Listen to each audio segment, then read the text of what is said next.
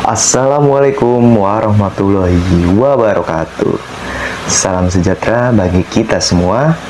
Perkenalkan, nama saya Yoga Kanuragan dari mahasiswa Universitas Negeri Jakarta dari Prodi Pendidikan Ilmu Pengetahuan Sosial angkatan 2023. Di sini saya akan membawakan tema tentang pemanfaatan teknologi dalam kehidupan masyarakat.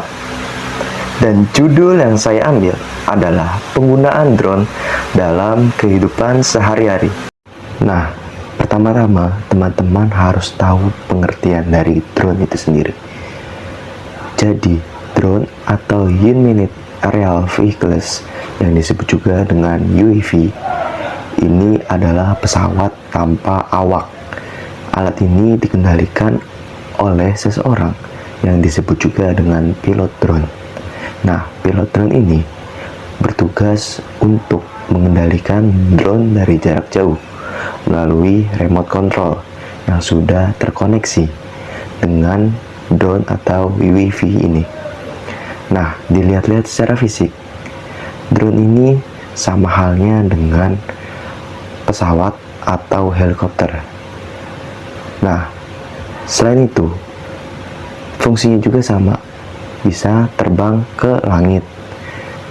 Walaupun terlihat secara fisik dan fungsinya sama, drone ini memiliki manfaat dan kegunaan yang berbeda pastinya.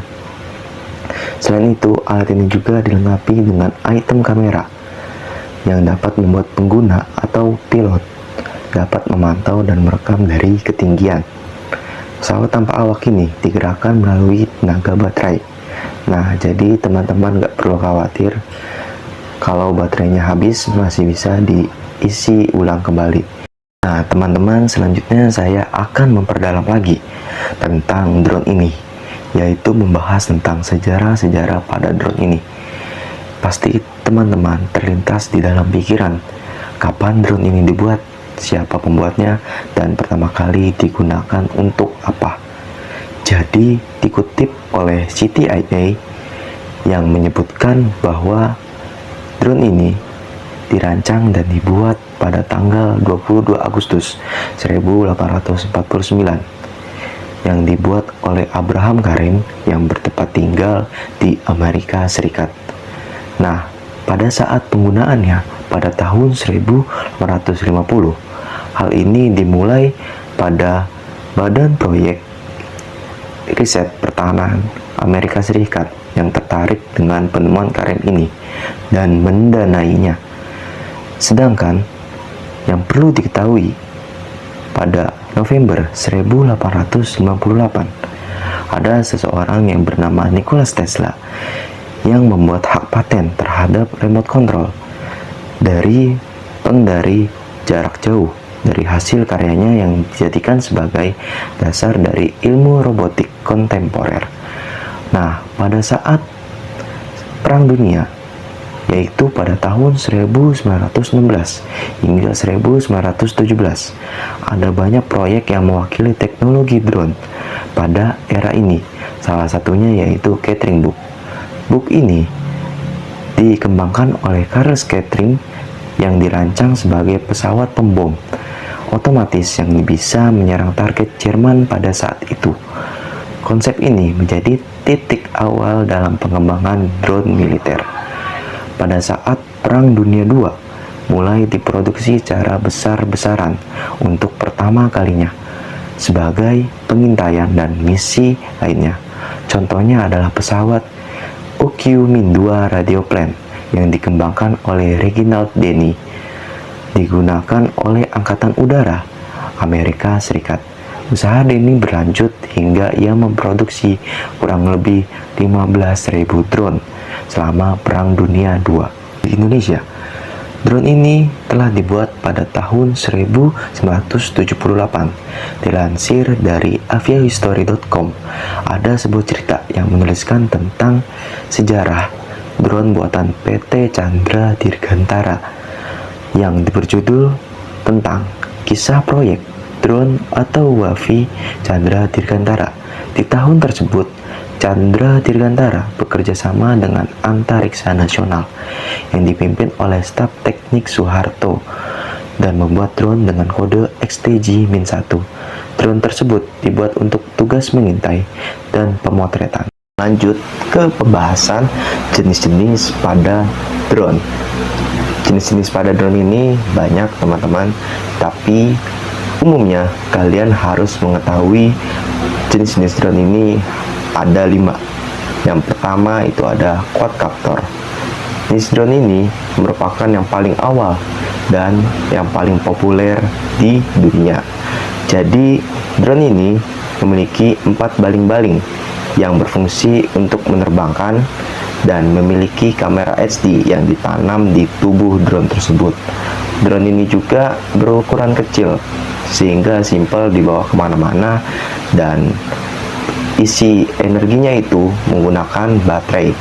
Yang kedua ada fixed wing. Jadi fixed wing ini mirip sayap bagian belakang pesawat. Nah, bentuknya yang simpel ini memungkinkan drone terbang lebih lama di udara.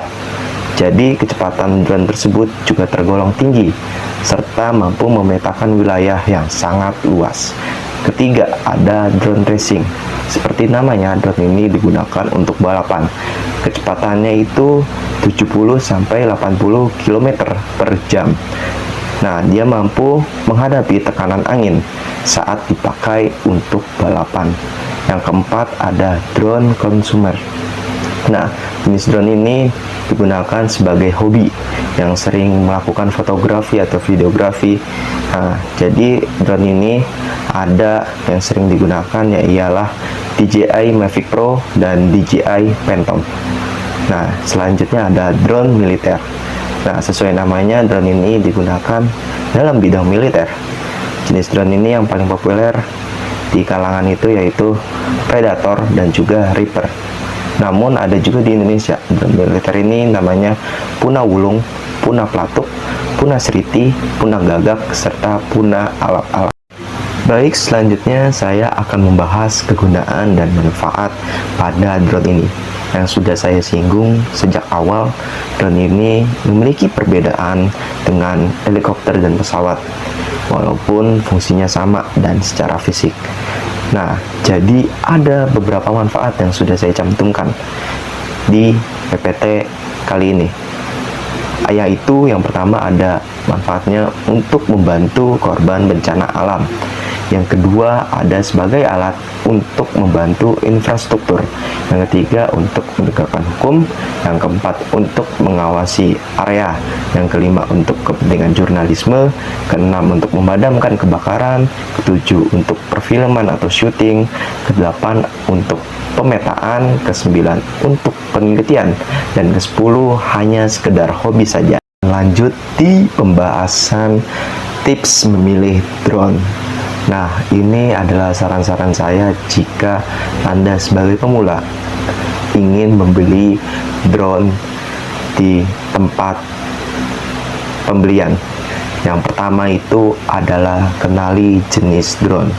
Nah, balik lagi, kalian sebagai pemula harus tahu jenis-jenis drone.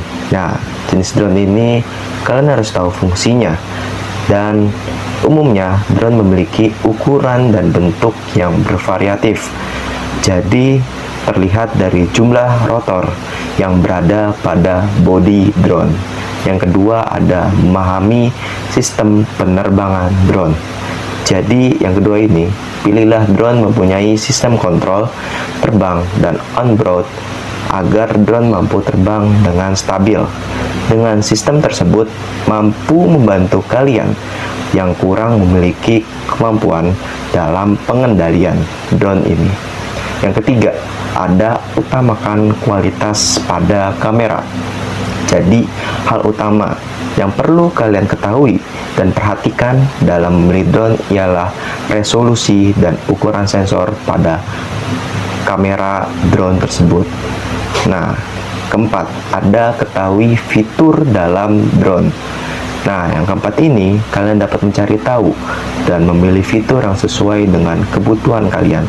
Seperti fitur follow me yang dapat mendukung pengambilan gambar dan mengikuti gerakan secara otomatis. Yang kelima, ada perhatikan kelengkapan paket pembelian pada drone ini. Nah, biasanya itu drone ini dalam satu paket terdiri dari baterai, charger, terus propeller cadangan, kamera, dan komponen lainnya. Maka dari itu, ketika kalian ingin membeli, pastikan semua itu ada di dalam satu paket tersebut. Yang keenam, ada bandingkan harga pasaran drone. Jadi, kalian dapat membandingkan harga pasaran dan sesuai dengan spesifikasinya. Drone dengan spesifikasi dan fitur canggih biasanya akan lebih mahal, dan sebaliknya. Yang terakhir, ada belilah drone sesuai kebutuhan. Nah, bagi kalian yang sering melakukan perjalanan, sangat disarankan untuk membeli drone dengan ukuran yang ergonomis dan ringkas. Sementara kalian untuk kebutuhan pertanian, industri, bahkan pelayanan publik, pastikan kalian memberikan drone dengan material yang baik, termasuk kamera dan fitur canggih yang ada di dalamnya. Baik teman-teman, jadi ini saya sedang menerbangkan drone merek DJI Mini 2. Drone ini saya gunakan untuk sekedar hobi saja. Drone ini diterbangkan melalui aplikasi DJI Fly. Selain itu, drone ini menggunakan energi baterai yang mampu bertahan hingga 25 menitan. Dan remote control ini berfungsi untuk menggerakkan drone ke atas, ke bawah, dan ke samping dengan cara memainkan joystick pada drone tersebut. Selain itu, di remote control adanya fitur tombol saklar yang mampu menerbangkan menjadi 3 mode, yaitu scene, normal, dan sport. Ada lagi tombol FN, berguna untuk visibilitas saat mendarat di lokasi yang kurang cahaya. Ada lagi tombol foto atau video toggle yang berfungsi untuk beralih mode foto atau video. Dan tombol rana untuk mengambil gambar dan merekam klip video.